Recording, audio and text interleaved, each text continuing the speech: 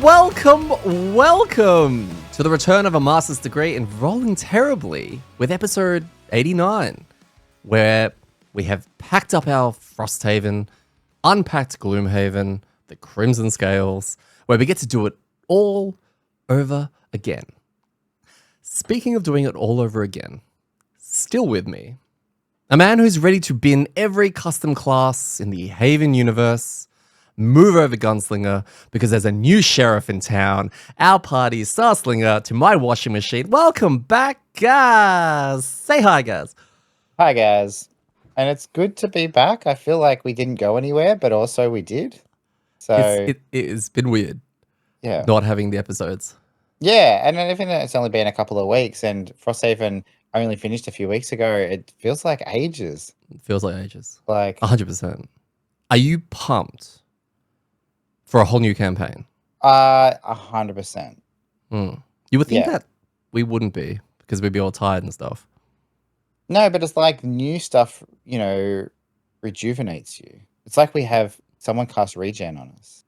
Yeah, it's like everything's a box now. And whenever there's a box, we get excited. And we have a whole bunch of boxes to unlock. So until we get through all of that, we'll be permanently pumped. Correct. Yeah. It is really cool to have new things to open because one of the things with Frosthaven towards the back, maybe 25% of the campaign, is that we had unlocked all the buildings, we had unlocked all the classes. It was really then about going through, and we found fun with some of the really cool and suggested to us scenarios, like the must-do ones that we asked the community for, which was great because some of them were really cool and a lot of fun. But that then turned the game into just the dungeon crawling component of it, which is good, and that's what Gloomhaven was built off. But we didn't have anything else to discover other than where the storyline went. But that is in itself is you can kind of give or take that. So yeah, it is cool coming back to that core. What's the thing? Endorphins, or what are they like? The Dopamine? Dopamine, that's it. Not endorphins. I don't know what they are. They're like dolphins. That sounds also good. Do we want that? Yeah, I want some of them as well. Yeah, okay. But yeah, that kind of hit that you get when you open something and you level up and see a new card and a whole new class, and even new scenarios in regards to how that's going to flow. And no spoilers for what we will talk about, but we had one of those as soon as we set up a scenario. We're like, oh my god, there's a new thing, and that was cool in itself as well. There was that sense of discovery. So yeah, it's cool to come back to that, and I'm surprised with how refreshing it is. Yeah. So 100%. yeah. And we're going. Oh, sorry. Go. Oh no, I was just saying it gives me a lot of hope. Sorry, for Gloomhaven 2.0. Yeah. Because one of the fears I had was that it's going to feel like just again and not going to be, oh yeah, this is cool, but it's just like more Gloomhaven. And while the design looks amazing, we wouldn't have that excitement. But just from seeing the excitement we've had so far with Crimson Scales, I'm really pumped for 2.0 now. Yeah. I think there's a good point with 2.0 is that there's a lot of content out there right now talking about some of the class reveals and the changes and all of that. And I've kind of avoided all of that because I want to go into 2.0 as fresh as possible and do it our way, which is that discovery way.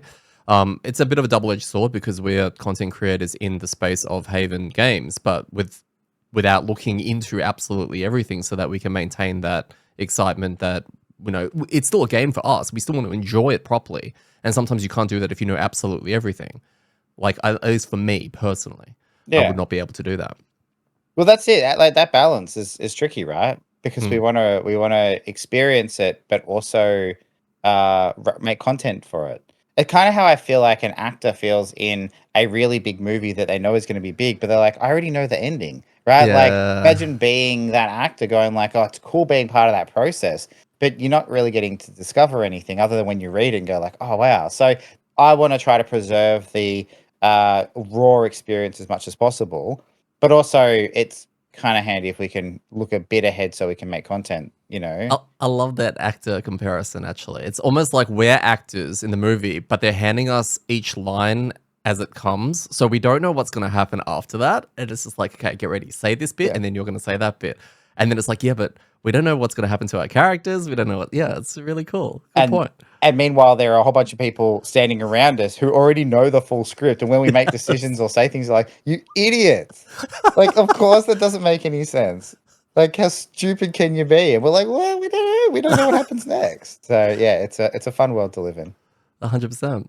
So on today's episode, right after our dirt sheet, we'll be covering Crimson Scales with our setup, our party initial thoughts on what we're getting ourselves into with Crimson Scales. It's kind of going to be a bit of a bridge segment going from Frosthaven into Crimson Scales. And this is something that's going to also aid people who maybe know nothing about Crimson Scales, but still wants to tag along for a bit of the journey. It's just helping these people understand there's some of those key differences.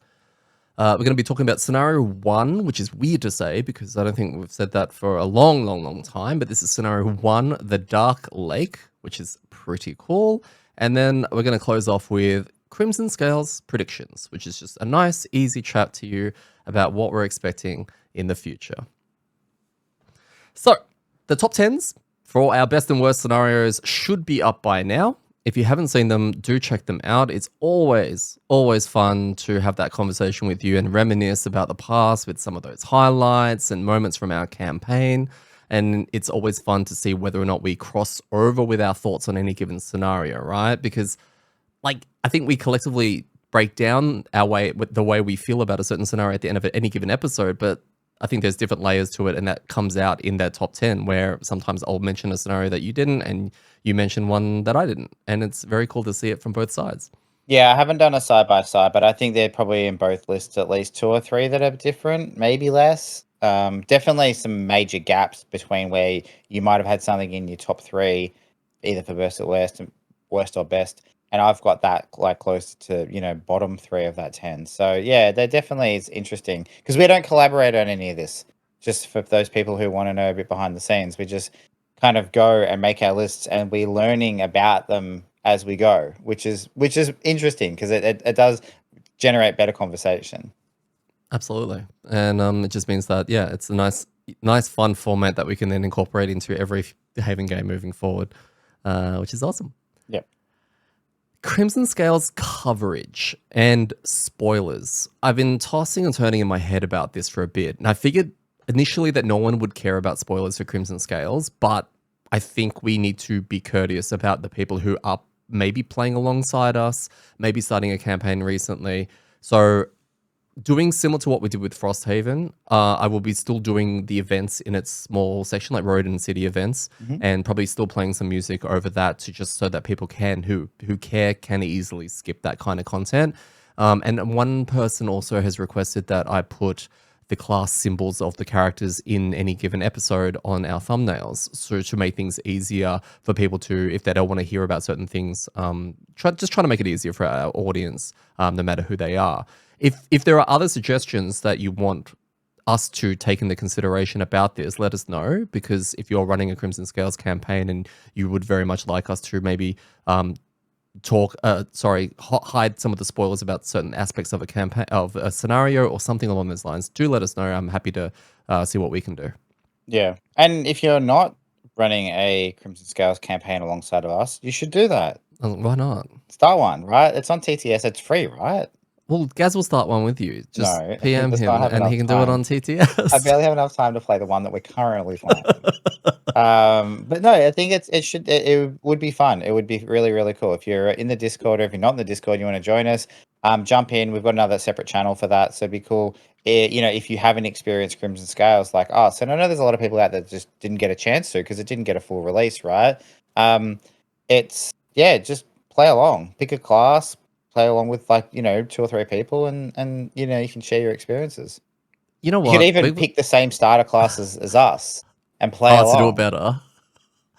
To do it better than us. There's a lot of people in our Discord who we've built up good relationships with, and they're great people and great parts of our community.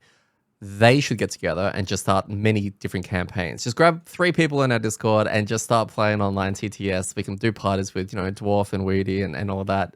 You guys, come on, let's all do this. Let's just make it happen. I'll create some voice channels in the Discord. There we go. And then people can just congregate in there. So yeah, but yeah, it's I think there's a lot of it's a lot different to just a pure Frosthaven run through, in that people are gonna be anywhere from I've played it to I've never heard of it.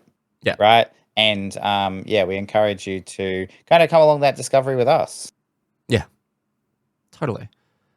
Finally, We are going to be filming our playthroughs. This is, if you've been listening to the pod for a while, you know that this was always something that we were planning. So on YouTube, we will be releasing all of our Crimson Scales playthroughs. We've never done this before, so it's going to be a bit of a teething process as we start with, working on the setup and making tweaks every single week just to make things a little bit clearer and better. Just to make sure that, trying not to swear like all of the time, which now that Mark has been called, like, and good on him, like calling us out, saying like, "Hey, language," right? You realize how often you swear when somebody is constantly telling you you're doing it, and you're like, "Oh, okay." Yeah. Do we get the Australian pass with this, or I think so. I think does the only YouTube thing. not think about that? No, I mean we steer clear of the C bomb, which I think is Yes. the. I don't. I think we continue should continue to do that, but yeah. We haven't unlocked that yet. No. So yeah, the other thing is the guys will have to get used to the idea of a camera being in front of them. No one's really complained. Everyone is being in good spirits, but it just means that like we're going to be easing into this, and the whole purpose of this is to prepare for Gloomhaven 2.0. Although Phil wore a shirt. Phil wore a shirt, which was really nice of him. He knew he was going to be in front of a camera, and he got a shirt presented, and he looked real spiffy. He did. He looked schmick. So yeah. Good on you, Phil. But yeah, once the first episode comes out regarding the playthrough, leave us some feedback. Let us know if there's something you want to slightly different, if the camera angles aren't working, and all of that. This will all help me in developing a better product for you. Yeah, and that's the thing is we want to have this ready to go. Not that this is a throwaway thing. We do want to do it, and we want to create some content because I don't think there is really that many playthroughs for Crimson Scales and stuff out there like this. But for 2.0 when it goes live, because so we really want to make sure that we've got it down pat. So if you've got any ideas, thoughts, feedback, send them along, and we'll Thank try you. and do something with it. Yep. So we are playing with Crimson Scales with the Trail of Ashes expansion. So that's pretty much all the content required for Crimson Scales. And that will give us roughly about 19 new characters that we know of. Okay. And we'll be doing our unboxing for like videos for all 19 of them, which is very cool. So nothing will be missed. And this is obviously a concept that we did halfway through our Frosthaven campaign, and it was a bit awkward to run back and do it. But now moving forward, this is, it's all about establishing our brand and what we want to cover, and people know what we are going to cover automatically because that's what we've been doing. So you won't miss out. We're going to do a full coverage of pretty much everything Crimson Scales, which is going to be fantastic. It kind of takes over where Gloomhaven left off. So in other words, there's only 2 event decks, which is really nice, really refreshing. We go back to our city and our road event decks. There's no more outpost phase, which is pretty damn amazing. And that's going to be, these just tiny changes are going to be refreshing, coming straight out of Frosthaven, which is I don't know if this is a normal order. I know Ricewind is doing this as well, but normally I think people who have played Crimson Scales would have gone from Gloomhaven into Crimson Scales, then into Frosthaven. So it's interesting that we've gone the other way around. Back the other way, yeah. Mm-hmm. Finally, the party. So if you've seen all of our unboxing videos for our starting 4, you'll know a lot of this already. But if you're like me and you've already forgotten some of the unboxing, which I have, and Gaz, you probably have as well, we're going to have a little bit of a chat right now, just breaking down each of our characters' play styles and, the character shtick that the Haven series is famous for having, and our party composition as a whole. So we will start off with what I think personally is a very intriguing character, and it has one of the best miniatures in the Haven series so far. This is the Chained Helm, which is being played by our friend Mark. Gaz, just quickly, how would you describe Mark so our listeners and viewers can connect with him as a player? He likes to punch stuff. He gets a bit grumpy when things don't go right. Yeah. And then he punches stuff. Perfect. That is exactly it. Yeah. He's a lovable grouchy.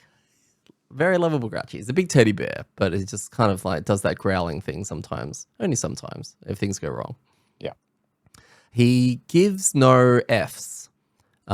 He's very, very strong on this stance. It's his passive that he was raised with, and he gives no Fs, which is awesome. And he's one of the bravest players that I've ever seen. He'll be on 1 health, and he will be surrounded by 5 monsters, and he will be the first to announce, no, he's fine. Just leave him alone. He's fine.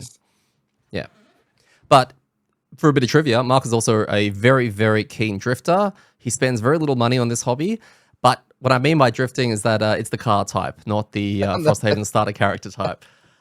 He loves to take his car and make it go sideways. He gets involved in races and battles and all that kind of stuff, all in real life. And he also streams a little bit in a digital version of drifting on Twitch, which is actually pretty cool. So that's Mark as a person, everyone. Yeah. Yeah. Let's go into the chain helm. So, yeah. What does chain helm do? What's its Swings shtick? people around. Swings people around. It's got this new thing called shackle, which is awesome. And it allows it to basically choose an enemy and put a shackle, which is a character token, on it, and it just prevents it from using move abilities while it's adjacent to the chain helm player, which is very cool. It's kind of like shackle something and lock it down. The second thing it's really good at is force movement. Got a fair bit of push and pull, but also the new thing, like you mentioned, swing. Tell me a little bit about swing. What are we doing with swing? So you do a little dance, and then you move people around. So That's right. swing is like push and pull, except that they go around and around in circles around you. I mean, I assume you're not doing full circles. Following all the normal restrictions for force movement, so they can't go through enemies, etc., walls, blah blah blah. But he's got at least one, maybe multiple cards that want. He wants them to swing into things. So, in the scenario, there's one where he swung, Swinged. swinged.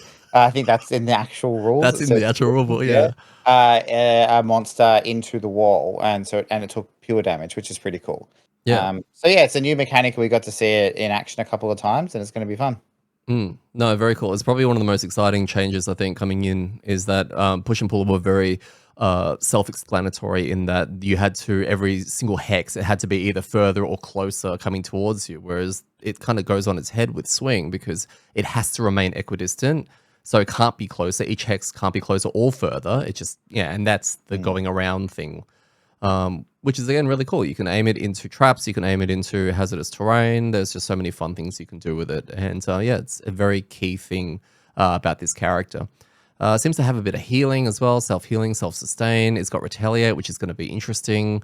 Retaliating options, which is always a bit hit and miss, especially from him. The last character he played was coming directly from a retaliate self-damaging kind of shackles. So that's going to be interesting that he's doing that again, just a little bit. But yeah, he's a very in-your-face kind of player, and this is a very in-your-face kind of character, it seems. He loves tanking, and the character will have that. It's got the highest health pool, and it's very brawly. So it just wants to get in there and shackle things and start swinging and taking hits and all of that, which is actually Mark in a nutshell. This is perfect. We've nailed the guess that the funny-looking helm thing was going to be some kind of a brawler. That was perfect. Perfect. Are there any concerns with, like, you could think that he may struggle with this character?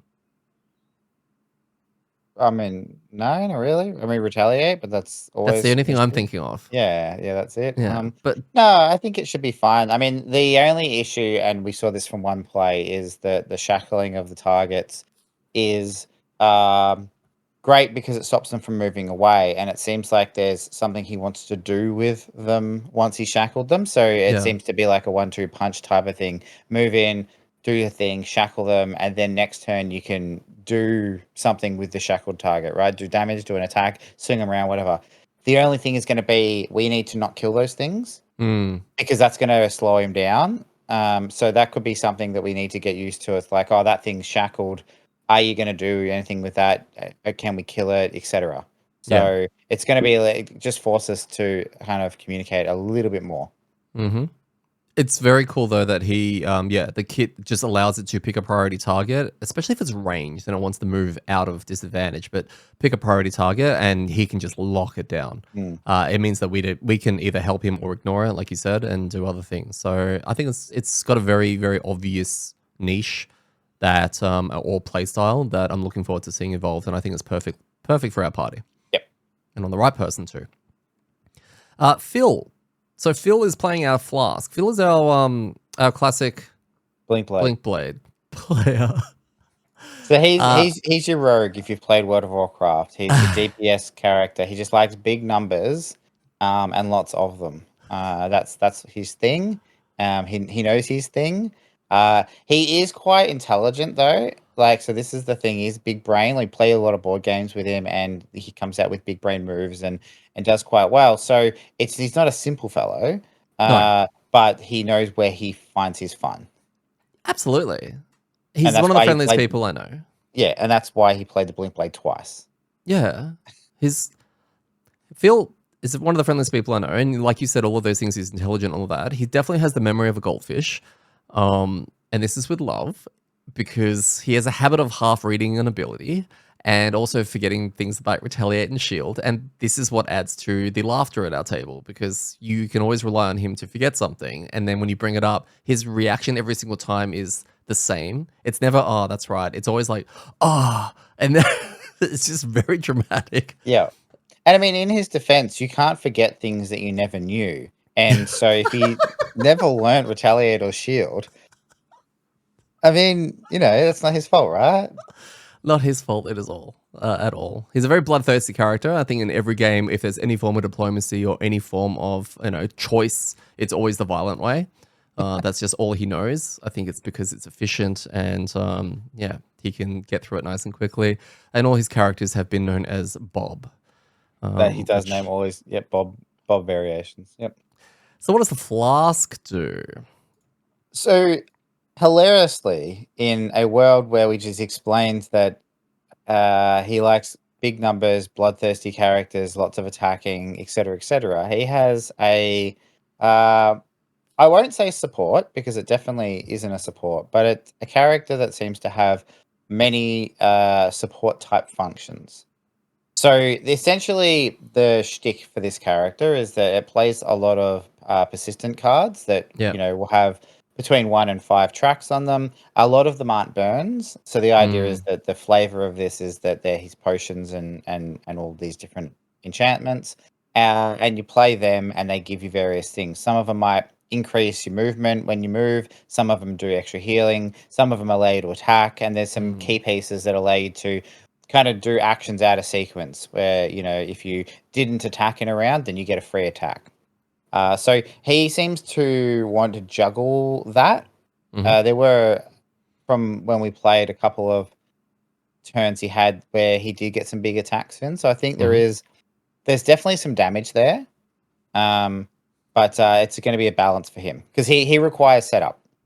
Much like if you've played a drifter, you can't just go, hey, on my turn, I'm just going to do whatever I want because it does require some amount of planning of getting the right cards out so that you've got the persistence to kind of cycle through that. Yeah. I think it's got a mixture of yeah, like you said, supporting kind of abilities, but also it's got a lot of melee cards, it's got a lot of ranged cards, um, and enhancement cards to enhance its own damage through like increased damage or through conditions or something like that. And it feels a little bit like a jack of all trades, which is funnily enough what I call the drifter.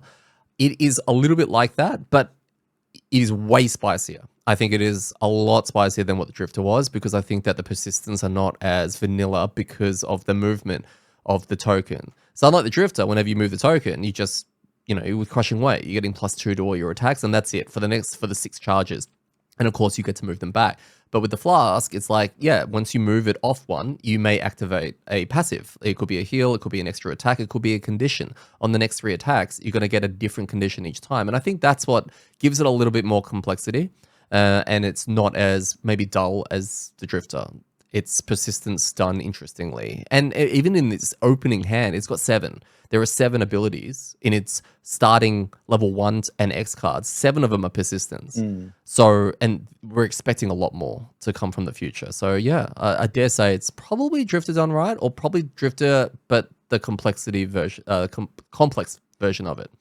Yeah, it's probably, yeah, I think, because there are a lot of people out there that love the Drifter, or at least the design of the Yes. Drifter. I think it's in the Drifter esque, but in a different direction. The Drifter definitely was a lot more focused on being a frontliner, being damage. I know there's a range damage build, but it's still damage. This Mm, one seems to be more puzzly and utility. The Drifter seemed to be more get your cards out and then try and make sure you balance that they don't drop off. That was the yep. thing. So yeah, it definitely looks like an interesting class. And Phil seemed to do a pretty good job with it. In the last scenario, that we all kind of were learning what we were supposed to be doing. So Hmm. yeah, I'm looking forward to seeing more of it. Yeah. Do you have any concerns with Phil and the flask? Yeah, it just might not do enough damage for him.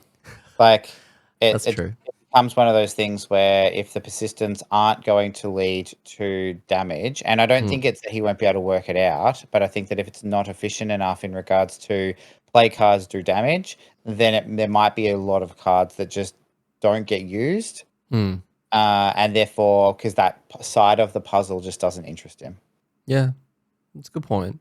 If Mark made a comment during our playthrough of having to wash the blink blade out of his mouth or person or the way he plays because he sometimes with his blink blade could get into these risky positions, A, because he can probably kill everything before they can kill him, and B, because he could probably go invisible and time something like that allows for very risky plays. The thing is he plays other characters like that, Mm. forgetting that they don't have the tool set of the blink blade, and that would be the only thing. Now the thing that we saw in our session was he did this, he stood in the bad spot, he got off some abilities, etc. And then he got attacked by several things and he didn't get punished, which is what it Yeah, reinforces that it works. yeah, that's it. He got hit a bunch of times and they drew really badly and he ended up on 1 HP instead of burning cards like he should have. And so he's like, "Oh, see, this is fine. I can do this." Yeah. Yeah, Yeah. well, and it's a good point because we saw a similar behavior when he played Meteor. Yes. He went from to the Meteor, and that is a weird frontlining character because it has frontline abilities, but it's also squishy unless you build it in a certain way. Yep. So I think with this character, he also has the capacity to build it into like a frontliner or a frontliner adjacent, but it's not going to be a tanky frontliner. It needs to be a initiative weaving frontliner, which is like go late in the turn and then go early next turn, so you can kind of get in, do your stuff, and get out. Mm-hmm. That's why I think he's just going to be a bit more fragile. So yeah, it'll Mm-hmm. be interesting to see how he goes, or unless he levels up and then gets a turn invisible card, and then he just does whatever he wants. Mm-hmm. Yeah. Well said. You are Me, playing the Galaxy.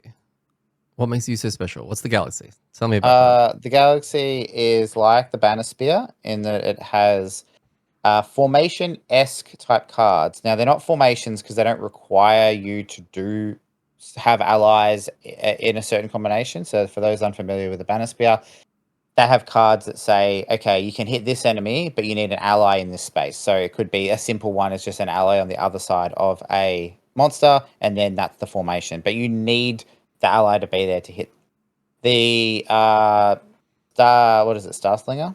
Yeah, Mm-hmm. that's what it's called, the Starslinger.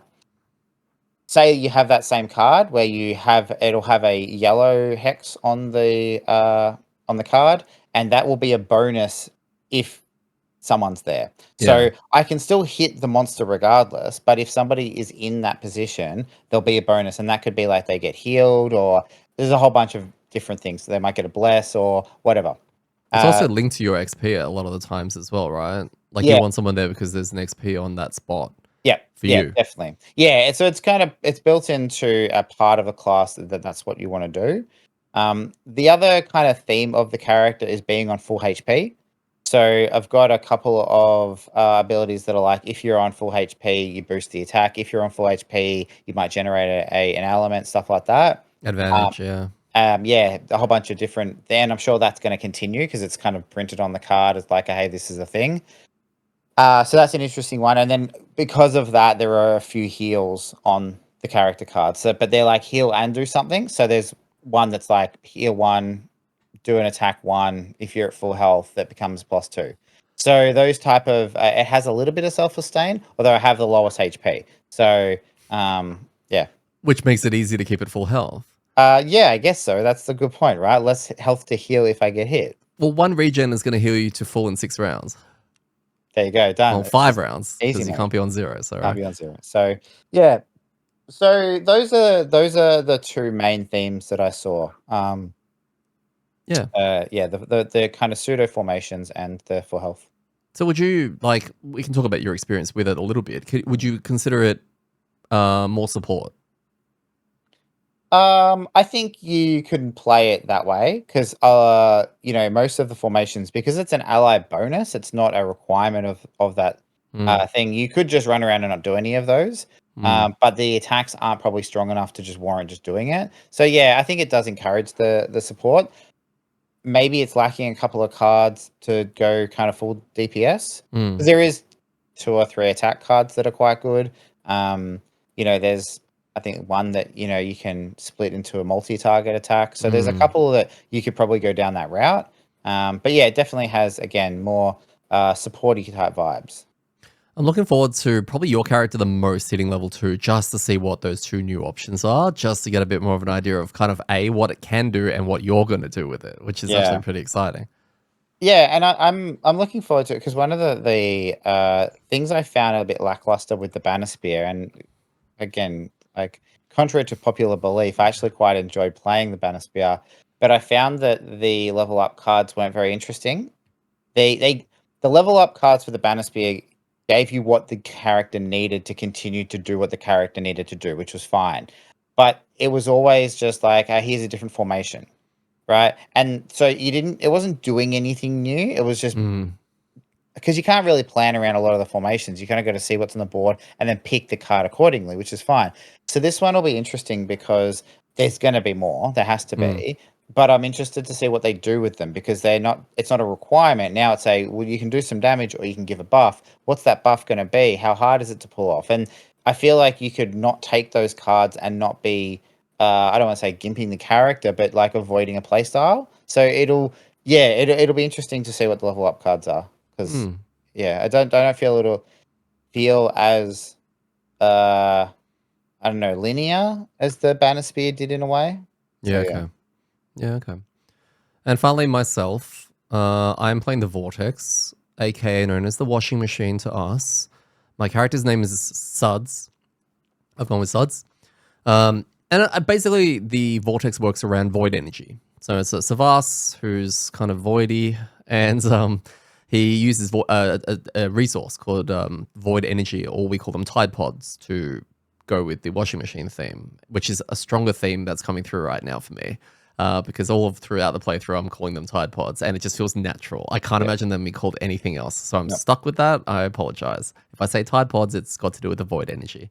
But yeah, it's essentially an accumulation. You accumulate the void energy or the Tide Pods. Oh, I've already gone back. And they're represented by 3 tokens. So many abilities will allow you to generate these, and there are obviously requirements to spending for other abilities, which is a nice, easy concept. There is a little twist here in that at the end of my turn, if I have one void Tide Pod, if I have one on my player mat, right, or at the end of my turn, nothing happens. But if I accumulate 2 at the end of my turn, I get Muddle. And if I accumulate 3 at the end of my turn, I get Muddle and Wound, which, yeah, means that it's kind of a dangerous energy. So I want to be accumulating it, but also kind of spending it at the same time. At least that's what I've kind of seen.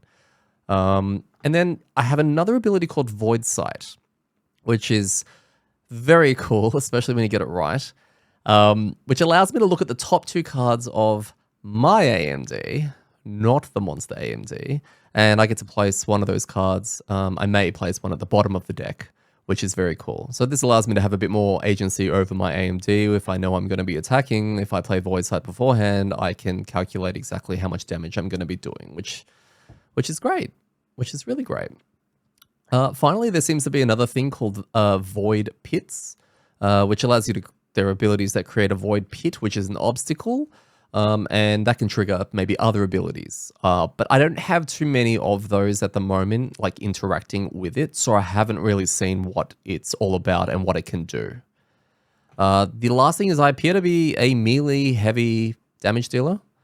I have a lot of melee attacks. I have a lot of good movement and a lot of teleport, which is really cool. Obviously, linked to my Tide Pods. I have some CC and some interesting burns. So yeah, that's pretty much me in a nutshell that I can think of. Yeah. What do you think are going to be your challenges? What's the dangers for your character? So far, my Tide Pods. I go through either I'll just say I was accumulating them quite quickly at the start, which is great, and I was like, this is awesome. Oh wait, I've got a wound on me, I've got muddle, etc. And then towards the latter part of the scenario, I was real dry on Tide Pods, and I was struggling to make them. So there's obviously a balance there, and whatever cards I lose, they could be the generators. So yeah, I need to just be a little bit more careful with that. Also, being a melee heavy character, I haven't played one of those in a while, and the meteor that I was playing was a bit more of a get in and charge strike, like hit really hard. So now it's a bit more like multiple times I'm going to be staying in the front line, so I've got to be mindful of not dying, Yeah. which is tricky. But luckily, I've got two people who can support a little bit. It's interesting as well because from our tiny amount of experience we've got from one scenario, we all have no HP anyway, and everything hits really hard. So you don't even know how squishy you are. No, Like, is everybody squishy? I got 7 health, but I don't know what that means. No, nothing. Well, I mean, we had the example in the first room. One of the monsters on I think its first turn pulled an attack 5, right? Yeah, And I'm like, I have 6 HP. There is a good chance this kills me. yeah, Like, if I get hit by this, I'm discarding a card, and it's not even like a hard. Yeah, so squishiness will be something we need to work out. absolutely. So let us head to scenario 1. We're back to road events. So this is road event 18 on the way. And basically on the side of the road, you encounter an Inox selling tribal totems from a small booth. He explains that these spiritual totems are used by his tribe in battle, and he offers to sell you one for 10 gold. Today, he has 2 available, the bull totem of aggression and the dog totem of protection. And we have to make a choice as to which one. And we have no money. so it was awkward because Well, it's like, what do we you chose the do? bull one, and then he's Yeah, like, oh, okay, cool, $10. We're like, we haven't got any money.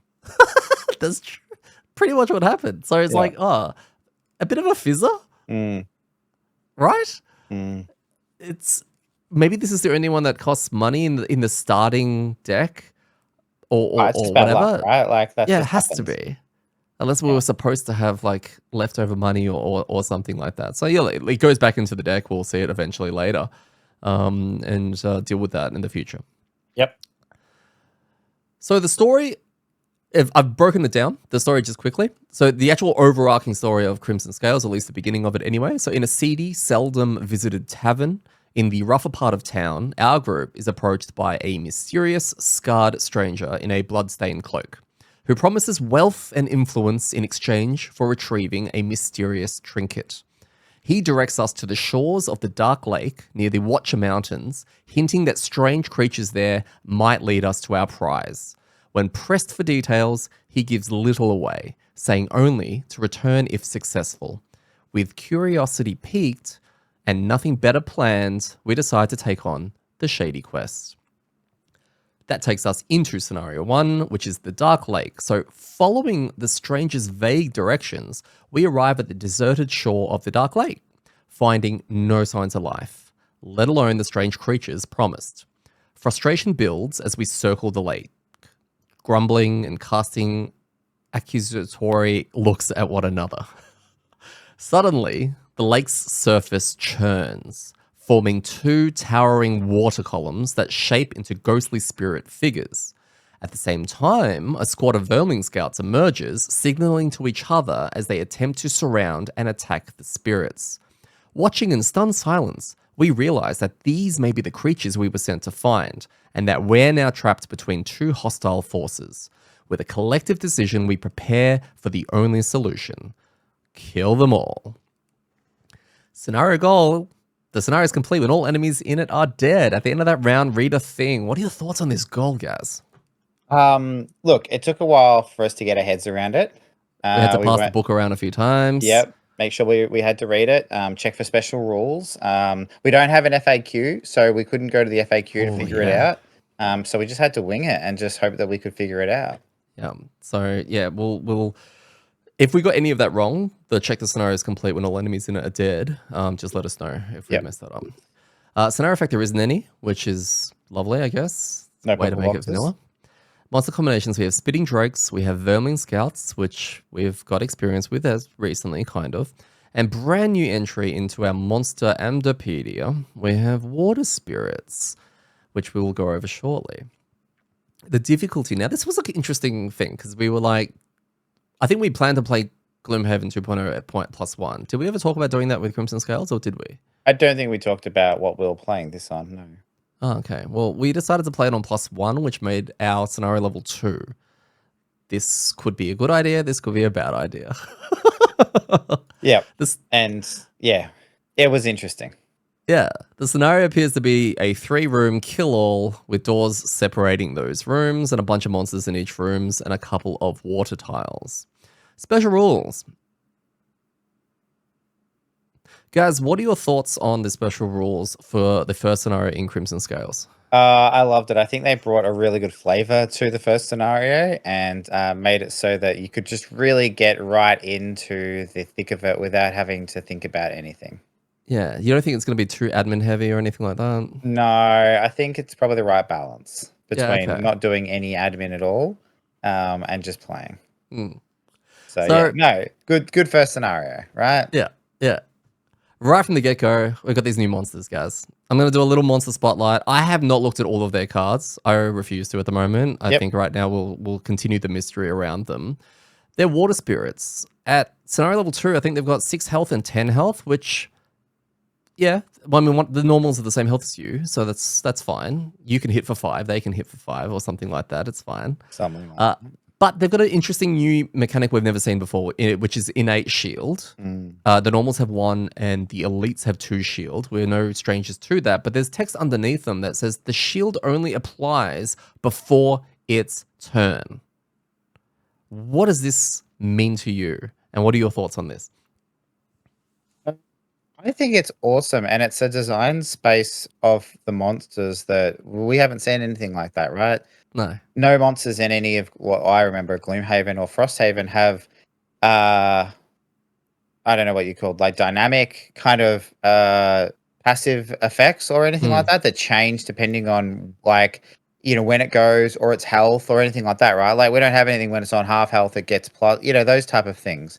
Yeah, the only time those things have come up were with the challenge cards, right? From Frosthaven, which was like if you attack it beforehand, this and Yeah. afterward and all that. But yeah, from a mob type, you're right.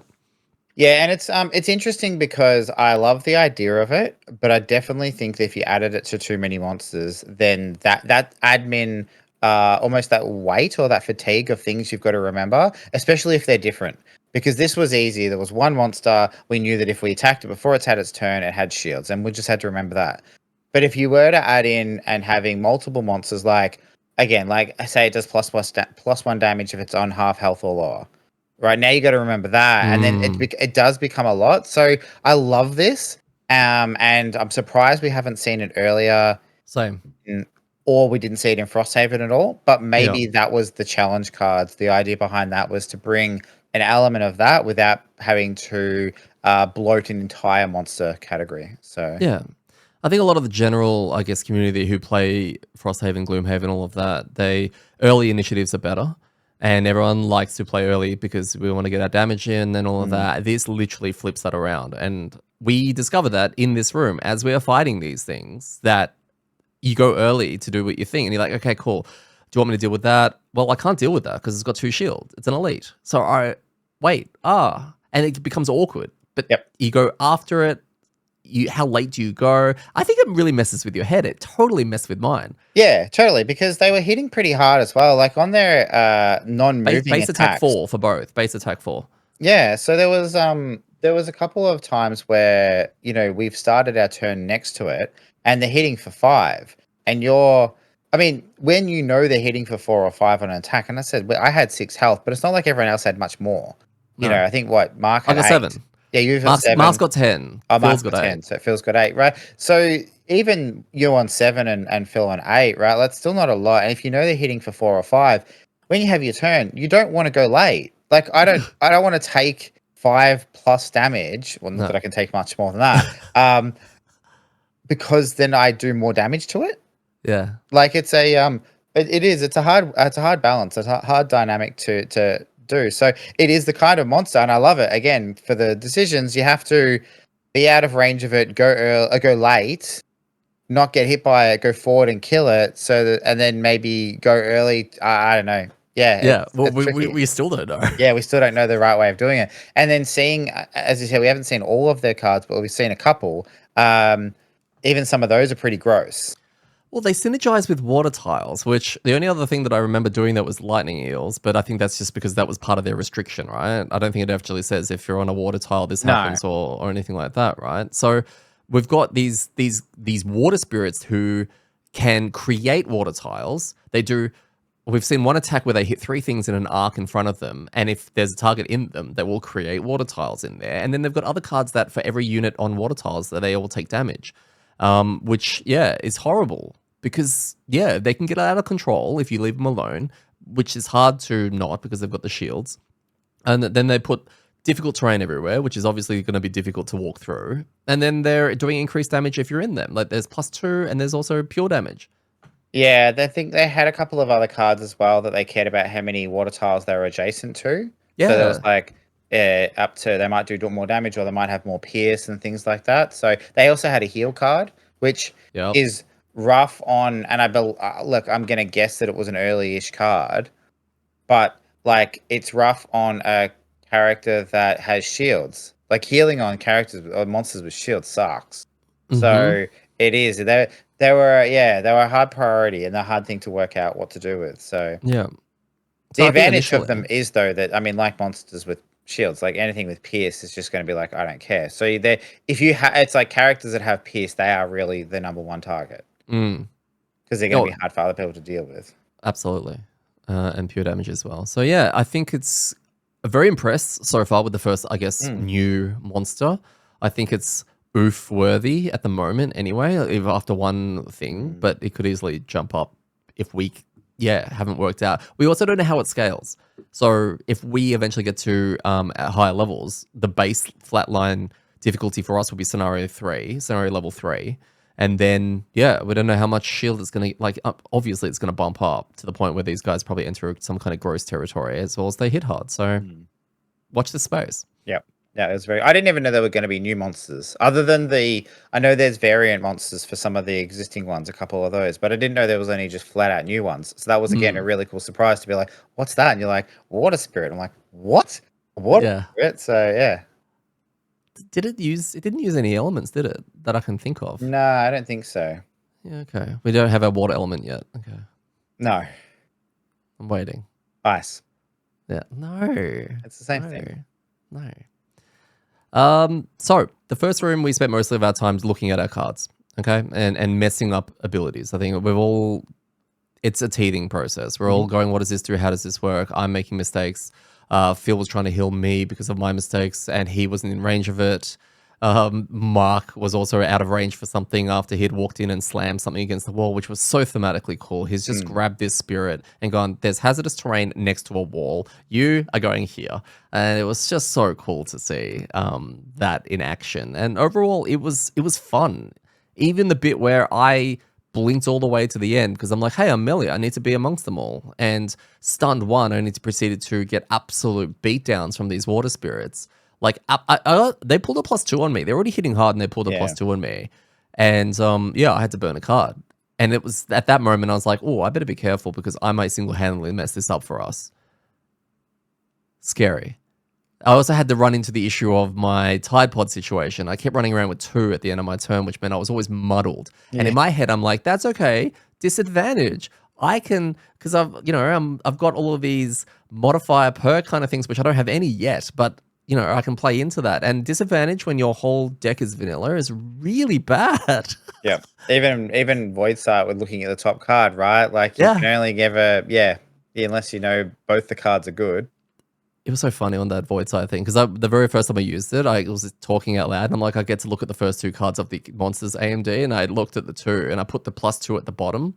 And then you corrected me and said, isn't it your deck? And I'm like, I read my thing again. I'm like, oh yeah, it's mine. So we undid that. I should have then remembered it was a +2 on top because I was proceeding to get hit. And then I got absolutely owned because of that. So it was a complete mess up. Disgusting. It was a But bit funny. look, if it was amusing for everyone, that's all I care about. You messed up. When did you mess up? In the next room?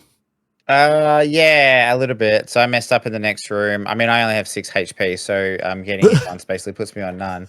I'm a lot more fragile than I thought I was. I thought I would be fine. I also didn't. I went and opened the door to the third room. Mm. Because all the And rooms were fairly straightforward. Lots of monsters and just kill them. yeah, More water spirits, more all that. And it was the last room where things got a little bit spicy. yeah, I had about 5 cards left, so I was doing okay, but I was only 1 HP, and I opened the Mm. door expecting to be able to move back and shoot because I had like a range 4 attack. And there were monsters like right up in my face, and also the drakes were going really early and were ranged, and so I couldn't get far enough away, and I got hit by 2 of them and had to burn 3 cards from that, and I was just like, Yeah. oh, okay, this is not good. So yeah, that was and I know the thing was Phil was offering to heal me earlier, and I was just like, no, no, no, it's fine. I've got this. Like I can heal myself because I do. I've got healing stuff, but I didn't. Yeah, I was just trying to move things along and open the door and letting everyone else go in, but I didn't know that I was going to go. Then the monsters were going to kill me, and then everyone else was going to go. So I think that was a great twist. Like, I don't me think we've dying. seen. No, no. But the fact that we opened the door and there were 2 guys literally on the other side of the door, that Yeah, never right there. happens. Nah, they're That always ages away.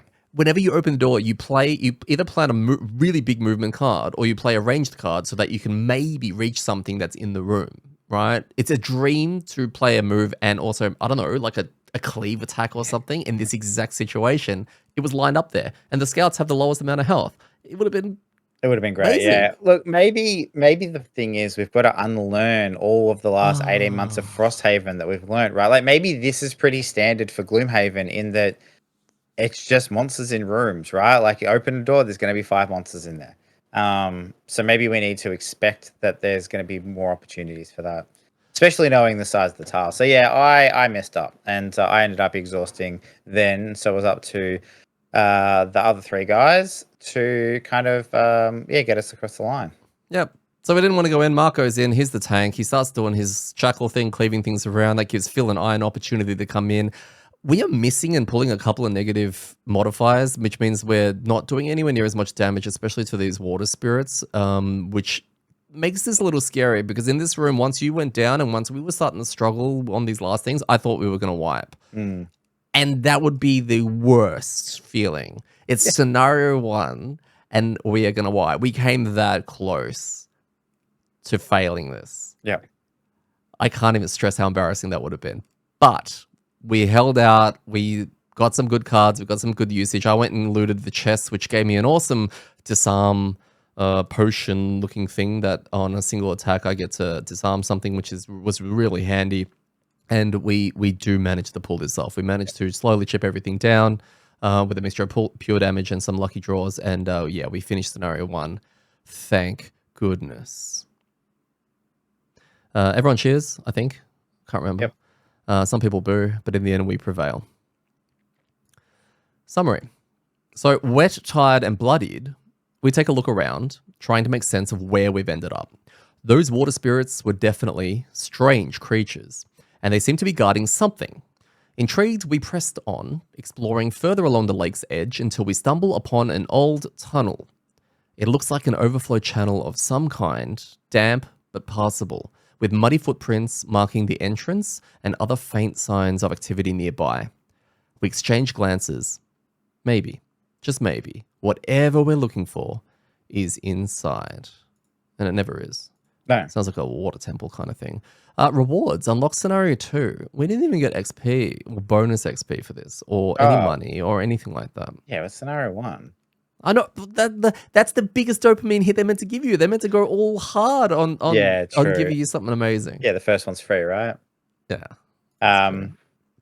Um, But yeah, what were your thoughts on scenario 1? yeah, it was good. It was a good scenario. It was cool seeing a new monster type. It was tricky. The plus one made it hard. The fact we had no health made it hard. We had 4 new characters and we had no idea what we were doing, which makes Made it things hard. fun. I made it hard, yeah. So look, all in all, I had a really good experience. I had a really good time. We've been off for a couple of weeks as well, so it was kind of cool to get back into it. Yeah, I was really happy with it. I don't know how good this scenario is if you go in with like, I don't know, if you're playing with Gloomhaven characters and nothing's like, yeah, it's a pretty straightforward vanilla scenario. But I Mm. think for scenario 1, this is exactly what you wanted when you have essentially 4 new kits of characters. So Yeah. I think, yeah, they nailed it. It was perfect. It was perfect for what it needed to be. I love the fact that they threw a new monster immediately at us. Almost like, hey, this game is different. Here you go. Yeah. That was amazing. They could have easily dragged that out and made it scenario 3 or 4 when you first get some kind of taste of something different. That would have been maybe a safer approach. That's a good point, actually. Yeah, like your bandits or skeletons, and just move through and kill a couple of skeletons and zombies, and then you're done. And you're like, oh, cool, it's like Gloomhaven again.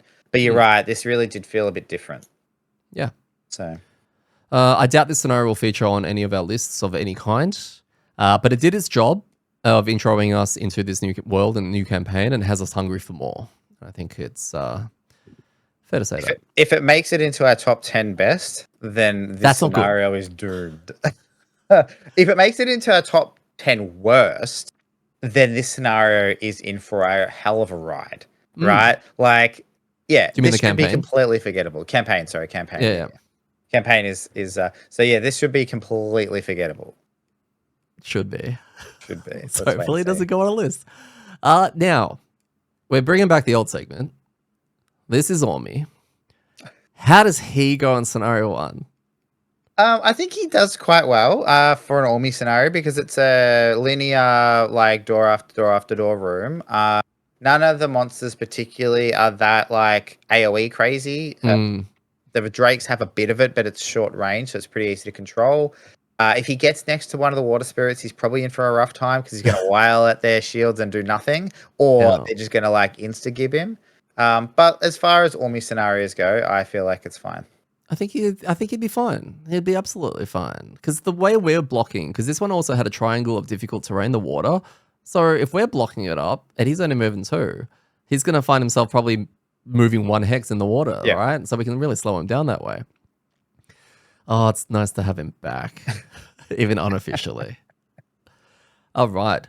DPS, we are not tracking anymore. So we're going to try this campaign, and we can decide in 2.0 if we need to bring it back for any reason. But for all of Crimson Scales, we will not be tracking our damage stats, damage taken, and healing. Just to try, I don't know, not having to worry about those kind of things. Yeah, reduce the admin a little bit, focus more on the game, and, we're just giving it a go. If people are particularly fond of that and want stats, let us know and we can see what we can do. But Phil is pretty happy to keep it not having it because he's the one that has to do it. I know, but like he's also a nice guy. So if we say, "Oh, the fans want it, Phil. They've called for it," he'll step up to the plate. I know he will. Yeah, because he's good like that. He is good like that. But we have used for Crimson Scales, we use our battle goals from Frosthaven. So you can either choose the deck from Gloomhaven, which I don't think anyone really wants to do. The Frosthaven battle goal system is a little bit more exciting, so we decided to bring over the Frosthaven battle goals. The very first one that we had was mine. And look, this is back now when battle goals are really important. We literally need these perks to really make the characters shine even a tiny bit. So getting these is crucial. How did we go? I had Perfectionist. End the scenario with your hit point value equal to your maximum hit point value. I did not make that. Okay. I thought that was going to be easy. I thought right at the end, I can top myself up and people can top me up. And there was just no time for that because of how bad things were getting, especially when one of our healers, or people who can heal, dropped. Correct. Someone had Executioner. Kill an undamaged enemy with a single attack action. I believe that was Mark. Yep. Because he basically, as soon as we started, it's like one of those vermlings on 3 HP. I want, they're mine. I would like it. I would like it very much. And we all were like, okay, personal reasons, but we don't know how personal and how reasony. So it was a bit of a trial and error to get that one, but I'm pretty sure he got that one. Who had Recluse? Never end your turn adjacent to any other character. Again, okay. I think he did not get that. No. Not in this scenario at all. I think he booked it fairly early in the first room, but that is a 2-ticker with 4 people, so that would have been very nice to get. But if he had stuck to that, we probably would have failed. And then Peacemonger. Gaz. 2-ticker. Never kill an enemy. Yeah. Actually, I thought that would be really easy because I don't do a lot of attacks and a lot of the attacks were low, so I could work around it, right? This was going fine, and it really did go fine until I pulled a crit. Oh, that's right. Yeah, so the thing that you didn't think you would pull ever. There was yes, 100%. Right. That's the other thing of note in this scenario was I didn't miss it all, which was bizarre. But yeah, I had a turn planned out where I was going to heal you and then hit the monster, and I was going to hit the water spirit because it had 2 shields, so there was no chance I was going to kill it because I want to stick and get my 2 ticks, right? But instead, I changed my target to the Drake, I think it must have been, and going like, I'll hit the Drake, forgetting that I was trying not to kill the water spirit, but also I think it was on like 5 health, so I was like, this is fine. And then It I was the crit only it. card, right? It was the only card that would have, yeah. Yeah. So yeah, it went bad, and I killed it. And so at that point on, I just didn't care. Yeah, okay. But So, in saying that, the funny thing was, I did the scouts, the Vermling scouts that have 3 HP. I think 2 of them that I attacked, I hit for 2. Like I didn't attack 3 with a -1, so I only did 2. Or like an attack 2 when it's poisoned. I don't know, just stupid shit like that. So there was like yeah. it was a squeeze situation, but it was working in your favor. It was until I crit. Yeah. Yeah. Oh, bad luck. Yeah, that pretty much wraps up That's it. scenario 1. Let's jump into a couple of fun predictions. This is just a nice light-hearted kind of segment. Predictions. You can throw some at me if you can think of any on the top. Who's going to retire first? Phil. That's who I thought. That'll be interesting. Yeah, okay. Yeah. We're going in this completely blind. We don't know each other's PQs. So we have no idea what everyone's trying to do. And I'm not going to publicly look at them and put them on the screen or anything like that. But it gives people a chance to guess them if they have played Crimson Scales, which will be pretty cool. There will be a lot of, personal reasons chat coming up in the future scenarios. Who's going to be the first to hate their character? This one or one in the future? Phil. I also put Phil. Because it could be as early as like next session. Could be. But And then that drives the first prediction, which is who's going to retire first. I like the logic. You've definitely thought about that a little bit more than me. Who do you think is going to exhaust the most? Wow. I could go the easy route and say me because I'm already winning. I don't know. I'm really squishy for someone who wants to kind of be in and around it. So, yeah, I don't. If I was to choose someone that's not me, I'll say Phil. Okay, I went with me. I reckon that it might be me, as I took massive hits this time, and it was very avoidable, and I really messed something up. So I don't know. I feel like that sometimes that'll definitely be me with some of the decision making. But Yeah. this is not a goal, by the way. I No. don't want it to be me. No. Well, I was going to say me, but I didn't want to choose me. But yeah, I'd say just due to low health, it might be hard. Yeah. Okay. Also, there's the fact that I was going to say maybe I'll track if I've got one sample size, so it'd be easy to start tracking it from now. But little things like how many times we exhaust and all that kind of stuff. But then again, there are some characters where that's a shtick, right? At least in the past, so that may be not worth tracking. How many bosses do you predict we're going to face in the whole campaign? 5. I've gone with 6. Oh, So yeah, we're in the same kind of area. Mhm. How many of them will be good? 2. I've got 3. Okay. You're a little So, bit more yeah. optimistic than me. Yeah, okay. It's the same kind of wavelength. Okay. Be curious on that. Our first boss fight is how many scenarios into the campaign? 5. Ooh, okay. I've gone with 8. I like how we base this on nothing as well. No, Tim, I didn't That's know our these way of doing questions until you've asked them. I'm the first I'm hearing about any of this. Yeah, this is the first time I've asked them. So, Yeah. and how many scenarios do you reckon we're going to fail? Ooh. Well, I'm keen to kind of push the difficulty boundaries on this one a bit. I want to get us into that. I'd love to move to +2, but we have to see how that goes. I don't know how many we're going to fail. It's hard because I don't know how many there. How many are there? 50? There is, I think, something like a little over 60 in the base game. Mm-hmm. And then the expansion adds more on top of that. I'm altogether, I don't know, between 70 and 80, somewhere in that mark. If we were to do, I mean, I'm basing this, I'm just kind of mathing out in my head. If we were to do about 50 scenarios total in the game, or say 60, like, I will say instead of how many times are we going to fail, I'd say how many of those are we going to have to repeat? I'm going to say out of 60, I reckon 15. Oh, okay. Like I reckon roughly 25. If we continue to push the difficulty, at least keeping it on +1, if not going to +2, I Yeah. reckon roughly 25% of the scenarios we do, we Mm-hmm. will restart. Okay. And I'm also basing that on the fact that these are a bit simpler. So I reckon we might be able to get an hour and a half in and be like, nah, we're cooked. Like, let's restart it Yeah. and Okay. do it with still enough time. Whereas at Frosthaven, that was really tricky because we Mm-hmm. usually didn't know we were cooked till the 3 hours in. And then it was like, oh, it's like 10 o'clock at night. Can we, yeah, okay, let's try. So, No, completely fair. I've gone with 8, but I feel like that is yeah, that's I'm liking your number more at the moment with the 15, I especially if we're like bumping things I like up. your optimism, right? Staying on the side of not repeating stuff. We'll meet in the middle then. What's the middle? Like 11, 12, somewhere around there. Yeah. Math. And then finally, from my list anyway that I've pre-prepared, who's gonna get the first broken item? Ooh.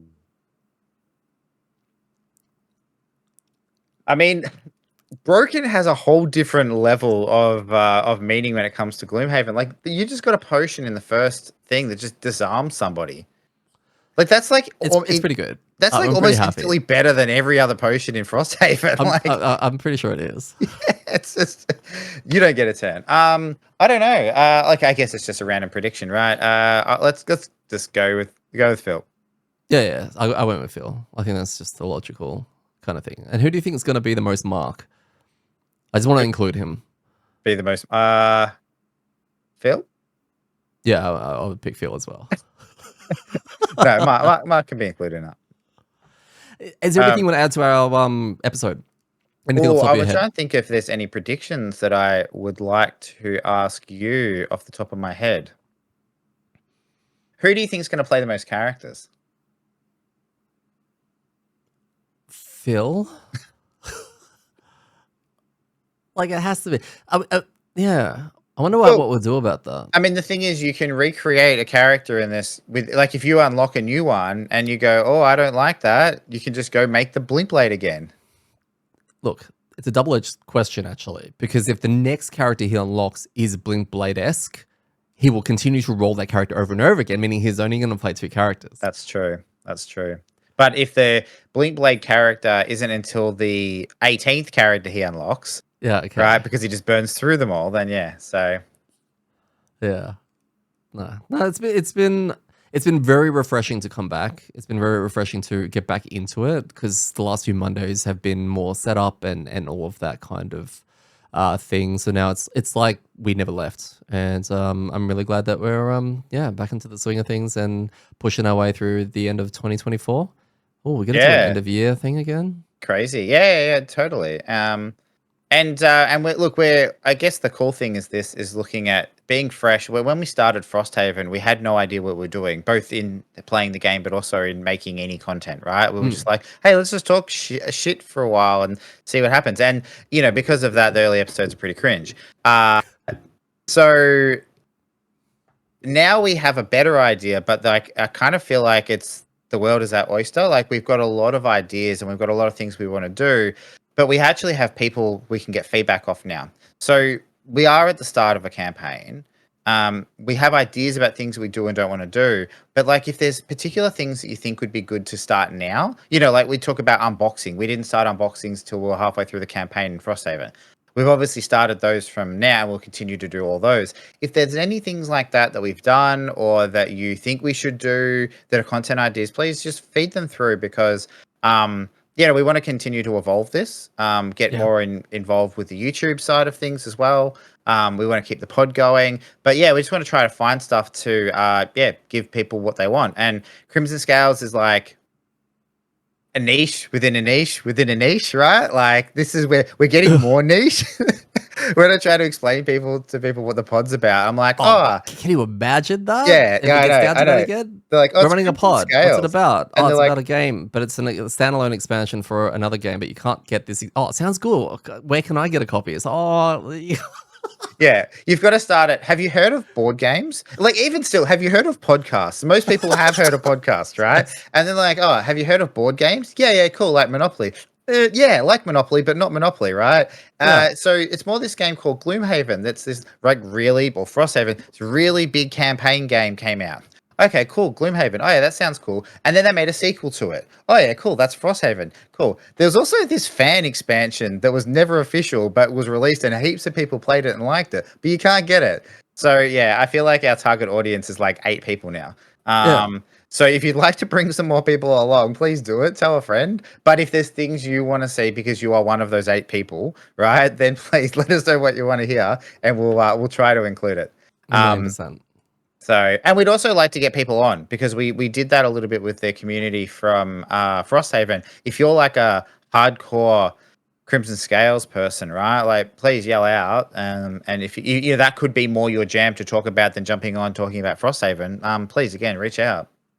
Sounds good. No, I would love that. Well, upwards and onwards, thank you very much for, I guess, returning to us and making sure that we're still here and alive and watered and fed. We are. We're very much looking forward to presenting the rest of this campaign as well as our other video content on YouTube. Thank you so much for your love and support. It's been, made the last 2 years just so much fun, especially when it comes to distracting us from, I guess, real world issues and all of that kind of thing. It's been an absolute ball. So we're looking forward to continuing on and doing this for the unseeable future. Is that the expression? The unseeable future? Is like the forever future, infinite? Infinity and beyond. Yeah, that. Okay, boss. All right. We will wrap up episode 89. Thank you so much for joining us on another journey. Next week, we'll be covering scenario 2, which is probably a water temple or something. So Gaz can lead us right through that. Until then, I've still been your host, Eddie, and I've been joined again by Gaz. And remember, when it comes to rolling terribly, it's all in the wrist.